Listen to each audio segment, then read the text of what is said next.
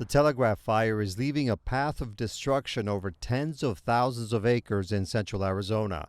Pockets of ash resemble dustings of snow in the hot, dry desert.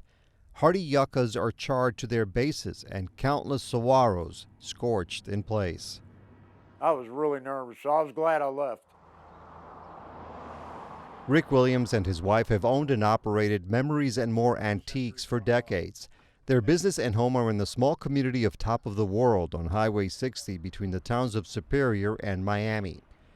Due to the nearby fire, the couple decided to evacuate when firefighters told them the Telegraph was creeping dangerously close to this property.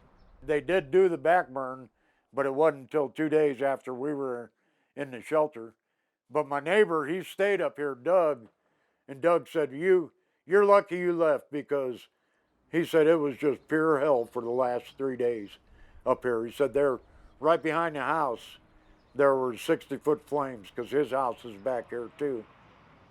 Evacuees found shelter at High Desert Middle School in Globe. Ken Edelblut is a volunteer with the American Red Cross. Right now we've cycled 107 people through our center here, provided them lodging and food. So this has been a pretty serious fire recently. It has, and it's probably one of the longest running ones as far as it continues to keep dragging out. There's new events every day. Officials say the fire is human-caused and remains under investigation. It was detected on June 4th near the town of Superior in Pinal County and has spread quickly east to Gila County.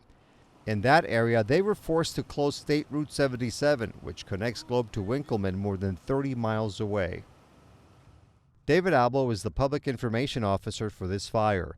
He spoke to us alongside Joanna Malinka, an emergency response interpreter for the deaf and hard of hearing who are required by state law. Very fast-moving fire, and then it got established here behind us in the Pinal Mountains. And to date, I believe there's been 22 structures lost. 5 to 7 of those are primary residences. The rest have been outbuildings. That dry air and heat and low humidity just kind of amplifies, or it dries out these fuels even more and makes them more receptive, makes the fire burn with greater intensity and move faster. Miami High School serves as the incident command post. It looks like a small city with more than 1,000 personnel. They're here from communities in Arizona and New Mexico. Ricky Pinto is a member of the Rayma Navajo Indian Reservation west of Albuquerque.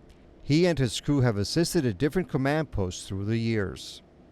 We've been up to Washington, all the way from California all the way up to Washington and Oregon. And how do you like it? I like it. It's hot, but you got to do something for your family here.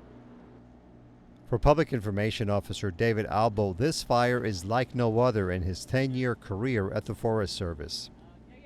This one, it's, it hits home. I'm sorry, get a little choked up. I